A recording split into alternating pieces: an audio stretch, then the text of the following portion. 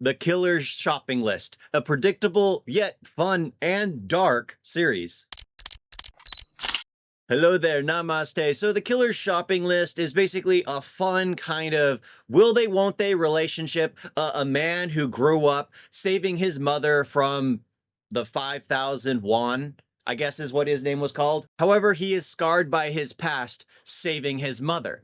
So he can never actually become what he really wants to become, a civil servant. So the gimmick of this show is basically there's a killer going around, and in each killing, there is something left behind at the scene of the crime that was purchased at the shopping store. And you're supposed to use your analytic mind to remember everyone that came into the store, what they purchased. And in my mind, I went to it and just like, if I was writing this, who would I most likely choose to be the most likely suspect? Of course I was right, but it didn't negate the fact that it was enjoyable to follow along and see how everything was discovered, because yes, the least likely the least likely person is the one that you end up suspecting at the end. But I really do enjoy it because you have a cop who's doing the investigation who gets fixated on just the one person, who gets fixated on the main character. And then you're just like, why the heck is he doing that? And cops do have that happen to them, where they try to make everything fit the person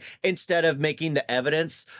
Instead of following the evidence, they try to make the evidence fit the person. And it's strange because there are scenes which are absolutely funny, and then of course when shows are actually good, you actually get a completely different scene a few minutes later and you are in a dark situation.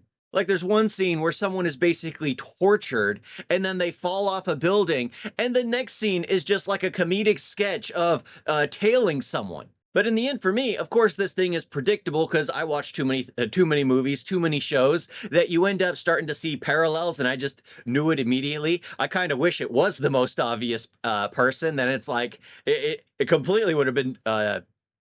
It would have been a complete surprise to me if it was the most obvious person.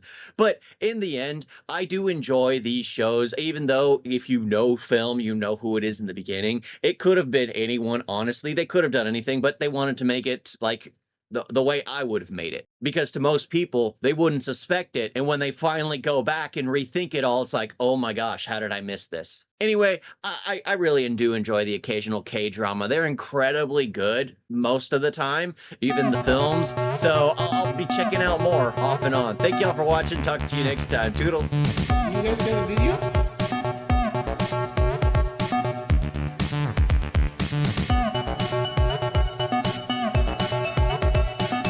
So bad.